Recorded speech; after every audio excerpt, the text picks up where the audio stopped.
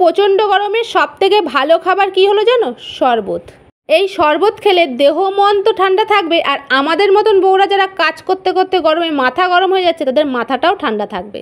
এখন YouTube Facebook খুললে শুধু শরবতের ভিডিও দেখা যাচ্ছে, আর কত রকমের যে শরবত করে দেখাচ্ছে তার কোনো ঠিক নেই। আম পোড়া, জাম পোড়া, কাঁঠাল পোড়া, আরও কত কিছু পোড়া দিয়ে যে বানাচ্ছে কোনো ঠিক নেই। কিরম লাগছে জানি না, সবাই তো বলছে হেভি লাগছে খেতে যারা ভিডিও দেখাচ্ছে করে। তাই আমিও ভাবলাম আমি কেন বাদ যাব, তাহলে আমিও একটা শরবত বানিয়ে দেখাই। বলে না দেখা দেখা মুসলমান, সেই অবস্থা হয়েছে আমার। আর এই কথাটা আগে বুড়ো বুড়িরা খুব বলতো, আর আমার দিদার মুখে আমি অনেকবার শুনেছি। আমি এত ভদর ভদর করছি যে আসল কথাটাই আমি বলছি না। শরবতটা কী দিয়ে বানাচ্ছি সেটাই তোমাদের বলছি না।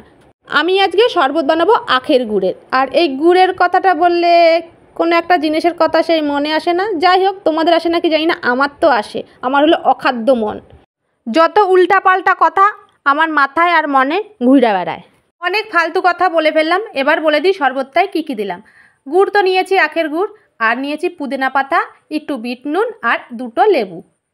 পুদিনা পাতাটা বিট নুন দিয়ে ভালো করে ডলে নিয়েছিলাম, আর লেবুর রসগুলো চিপে নিয়েছিলাম। এবার আখের গুড়টা দিয়ে দিচ্ছি। ভালো করে দেখো, হাত দিয়ে কষলে কষলে নিচ্ছি যেন কোনো ডেলা ঠালা না থাকে। আর দেখতে কেমন লাগছে দেখো, পুরো অবিকল দেখতে ওরকম। খেতে গেলে মনে পড়লে আর খেতেই পারবো না। যাই হোক, এসব উল্টা পাল্টা অখাদ্য কথা শুধু আমার মনেই আসে, আর তোমাদের মনে যদি এসে থাকে তাহলে আমাকে অবশ্যই কমেন্ট করে জানিও। এবার চলো শরবতটা ছেঁকে নেওয়ার পালা, না হলে পুদিনা পাতা লেবুর বিচি মুখে পড়লে খেতে ভালো লাগবে না। আর তোমাদের বলা হয়নি আমি 500 গুড়ে কতটা জল দিয়েছি। আমি 500 গুড় নিইনি, একটুখানি গুড় রেখে দিয়েছিলাম, আর 1.5 লিটার জল দিয়েছি। আর লেবু দুটো নিয়েছিলাম। পুদিনা পাতা আর লবণ তো স্বাদ অনুযায়ী নিতে হয়। এবার দেখো আমি খেয়ে দেখবো ঠিকঠাক আছে নাকি। খেয়ে দেখলাম একটু নুন কম, সেজন্য নুনও দিলাম একটু, আর একটু জল দিলাম। এবার চলো তোমাদের সত্যি কথাটা বলে দিই, আখের গুড়ের শরবতটা কেন বানাচ্ছি। আমরা তো সকাল বিকাল গ্লুকন্ডির জল খাচ্ছি। এবার তোমরা ভাবছো এ পুরো পাগল হয়ে গেছে, গ্লুকন্ডির থেকেও কি আখের গুড়ের শরবত ভালো নাকি? ভালো মন্দ আমি জানি না, কিন্তু আখের গুড়ের শরবত খেলে বলে পেট ঠান্ডা করে দেয়।